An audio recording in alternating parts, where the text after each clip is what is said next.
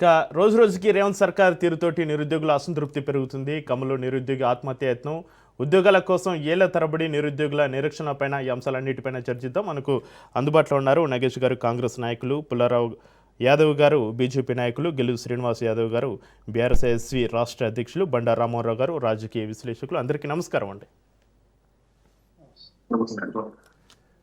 నగేష్ గారు, మీరు చెప్పండి, కాంగ్రెస్ మీ ప్రభుత్వం అధికారంలోకి వచ్చి 3 ఏళ్లు దాటుతుంది. ఎన్నికల ముందు ఇచ్చిన మెగా భర్తీ కావచ్చు, జాబ్ క్యాలెండర్ హామీలు ఏమయ్యాయి? నిరుద్యోగులు ఇంకా రోడ్లపైకి వచ్చి ఆందోళన చేయాల్సిన పరిస్థితి ఎందుకు వస్తుంది? ఈరోజు మనం చూసాం, తెలంగాణ డిప్యూటీ సీఎం బట్టి విక్రమార్క సొంత నియోజకవర్గమైన మదిరిలో ఒక నిరుద్యోగ యువకుడు ఆత్మహత్యకు ప్రయత్నించినటువంటి ఘటన ఇప్పుడు ప్రస్తుతం కలకలం రేపుతుంది. వీటన్నిటిపైన ఏం సమాధానం చెప్తారు నగేష్ గారు? గుడ్ ఈవినింగ్ అండి, రాజ్ న్యూస్ కి అండ్ వ్యూవర్స్ కి, మీకు కూడా అనలిస్ట్ కి. గవర్నమెంట్ 75,000 నుంచి అప్రాక్సిమేట్లీ 80,000 వరకు 70 to 75,000 ఆఫర్ లెటర్ శిల్పకళ వేదిక, ఎల్బీ స్టేడియం, ఇవన్నీ మనం మాట్లాడదాం. ఏ డిపార్ట్మెంట్ లో ఎన్ని గవర్నమెంట్ లో ఆఫర్ లెటర్ ఇచ్చింది, ఎన్ని ఫుల్ఫిల్ చేసింది, ఎన్ని జాబ్స్ ప్రొవైడ్ చేసింది టిల్ డేట్ వరకు. దానికి మళ్ళీ ప్రీవియస్ గవర్నమెంట్ నుంచి కంపారిజన్ చేద్దాం. చేసే ముందు నా బాధ, నా ఆవేదన ఏంటంటే, ఎవరైతే గవర్నమెంట్ జాబ్ ఆస్పిరెంట్స్ ఉన్నారో వాళ్ళు నిరుత్సాహపడవద్దు. టైమ్లీ నోటిఫికేషన్ వస్తాయి. ఈ కాంగ్రెస్ గవర్నమెంట్ ప్రభుత్వం అని ముందుకు వచ్చింది. ఇదే రేవంత్ రెడ్డి అన్నగారి సర్కారు మీ అందరు హామీలు నెరవేరుస్తారు. కాకపోతే టైంకి తగ్గట్టు, ఎందుకంటే ఆర్థిక భారం ఉంది. అవన్నీ తర్వాత నేను రిపోర్ట్స్ తో సహా, హిందూ కావచ్చు, డక్కన్ క్రానికల్ కావచ్చు, టైమ్స్ ఆఫ్ ఇండియా కావచ్చు, ఎవ్రీ జర్నలిజం లో పబ్లిష్ అయిన ఆర్టికల్స్ తో సహా, నంబర్స్ తో సహా, ఏ డిపార్ట్మెంట్, హెల్త్ లో ఎంత, పోలీస్ డిపార్ట్మెంట్ లో ఎంత, గ్రూప్ 1, గ్రూప్ 3, గ్రూప్ 2 ఎన్ని నోటిఫికేషన్ టిల్ డేట్ మేము ఆఫర్ లెటర్స్ ఇచ్చాము. ఎల్బీ స్టేడియం, శిల్పకళ వేదికగా వాళ్ళ పేరెంట్స్ ముందే ఇచ్చాము. ఎందుకంటే ఇక్కడ మీడియా నేషనల్ లెవెల్లో గోడీ మీడియా అని, సౌత్ ఇండియాకి వచ్చేసరికి ఓ పొలిటికల్ పార్టీ వాళ్ళ కోసం ఓ టీవీ తెచ్చుకొని ఉంది. అలాగే కొన్ని పొలిటికల్ పార్టీ కొన్ని టీవీస్ కోసం ఫీడ్ చేస్తూ ఉంటాయి. అవన్నిటిని పక్కన పెడితే రాజ్ న్యూస్ వ్యూవర్స్ కి మనం స్టాటిస్టిక్ వాస్తవాలే మనం డెలివర్ చేద్దాం.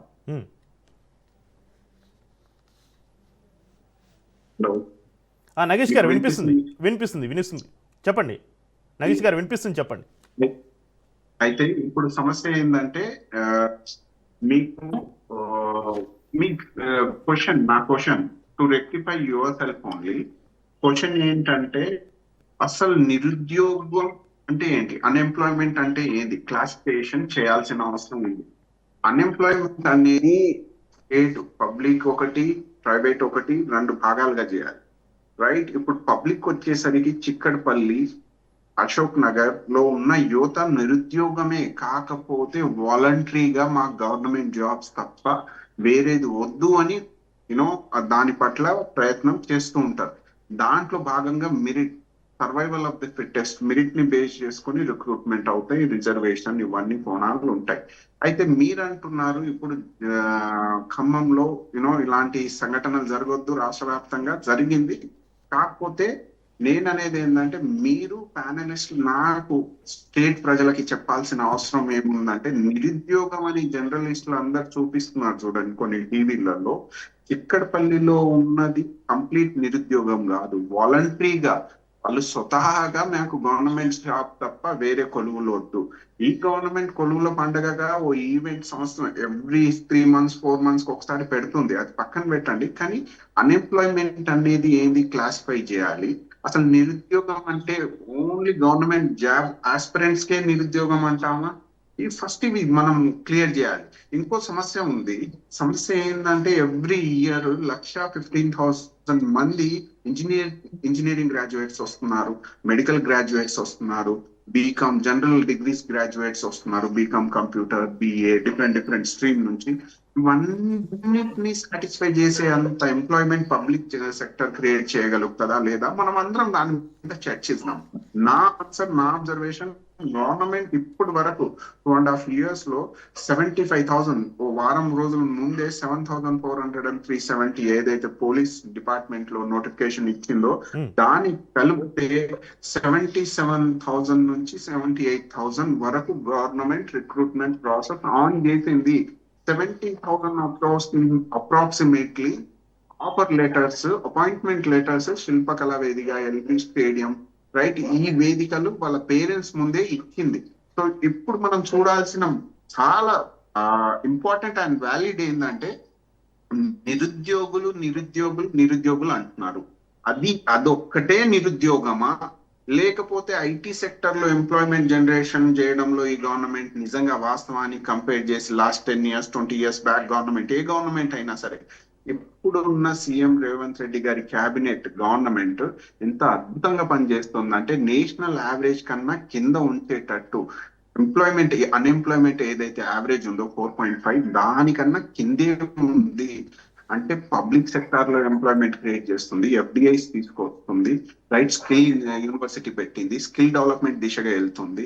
దాని వల్ల హ్యూమన్ రిసోర్స్ డెవలప్ అవుతుంది. నగేష్ గారు మన తెలంగాణ రాష్ట్రంలో నగేష్ గారు, ప్రైవేట్ సెక్టర్ పక్కన పెడదాం, ప్రస్తుతానికి ప్రభుత్వ ఉద్యోగాలు ప్రస్తుతం ఎన్ని ఖాళీగా ఉన్నాయి, దానికి సంబంధించి ఎన్ని నోటిఫికేషన్లు వచ్చారు మీరు వచ్చాక? 100% నోటిఫికేషన్ కన్నా మీరు, ఎందుకంటే బీఆర్ఎస్ ప్రభుత్వం ఉన్నప్పుడు నోటిఫికేషన్ వేసిన తర్వాత వాళ్ళు పరీక్షలు నిర్వహిస్తే మీరు నియామక పత్రాలు ఇచ్చే మేము ప్రభుత్వ ఉద్యోగాలు భర్తీ చేస్తామని చెప్పుకుంటున్నటువంటి పరిస్థితి మీది. అది ప్రభుత్వం కాదా అండి? ఫస్ట్ థింగ్ ఇదే, సబ్జెక్ట్ క్లారిటీ అనేది కాదండి. మీరు వచ్చాక ఎన్ని నోటిఫికేషన్లు ఇచ్చారండి? ఫస్ట్ నోటిఫికేషన్ అనేది 1 day ప్రాసెస్ కాదు చక్రధర్ గారు. మీరు వినాల్సిన అవసరం ఇక్కడ ఉంది, ప్యానలిస్ట్ కూడా వినాలి. మీరు వినాల్సింది, వ్యూవర్స్ వినాల్సిన అవసరం ఏంటంటే, రిక్రూట్మెంట్ అంటే 1 day ప్రాసెస్ కాదు, కంటిన్యూస్ ప్రాసెస్.